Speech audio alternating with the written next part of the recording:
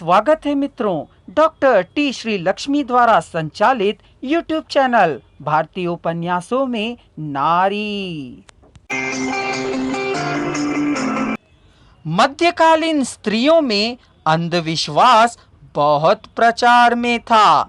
इसका प्रभाव नव जागरण काल तक रहा। इस काल में मां के स्थान पर जो स्त्रियां थी, उन्हें अधिक महत्व दिया गया था।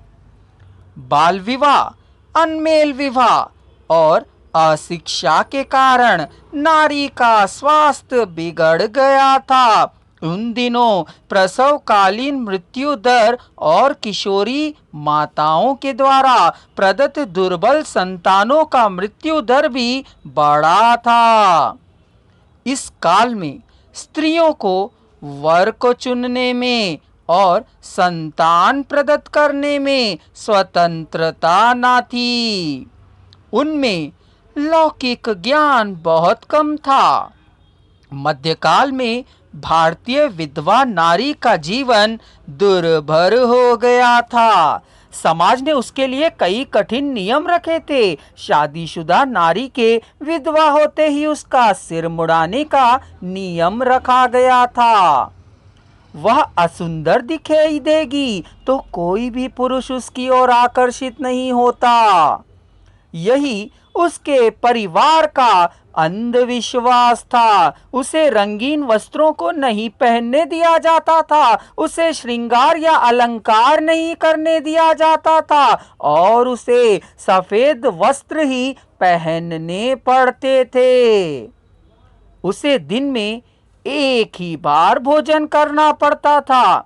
उसे पान खाने और माथे पर बिंदी लगाने की अनुमति न थी। 10वीं शताब्दी के बाद भारत पर मुसलमानों का आक्रमण हुआ था। 12वीं शताब्दी के अंत में उन्होंने अधिकांश भारत को अपने अधीन कर लिया था। इस्लाम में मुस्लिम स्त्रियों को हिंदू स्त्रियों के समान स्वतंत्रता नहीं थी। सयानी लड़की का बाहर निकलना बंद कर दिया गया था। इस काल में पर्दा प्रथा शुरू हुई थी। अगर स्त्रियां बाहर जाती तो पालकी में चारों ओर पर्दा लगाकर जाती थीं। हिजड़ों के द्वारा उन पर पहरा लगाया जाता था।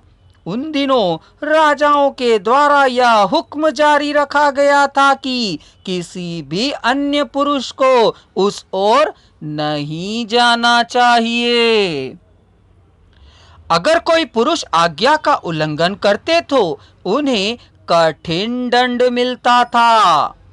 बीमार स्त्री का मुख या हाथ छूने का अधिकार डॉक्टर को भी ना था। डॉक्टर को यहाँ तक ही अनुमति दी गई थी कि वह अपने कानों से मरीज स्त्रियों की आवाज सुन सकें।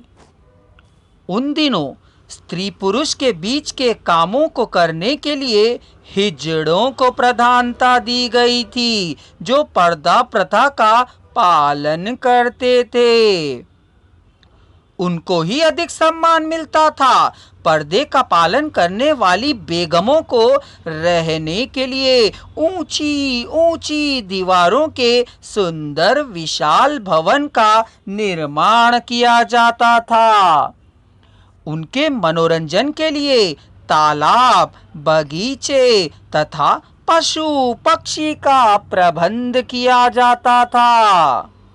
उनकी सेवा करने के लिए हिजड़ों को अनुमति दी गई थी।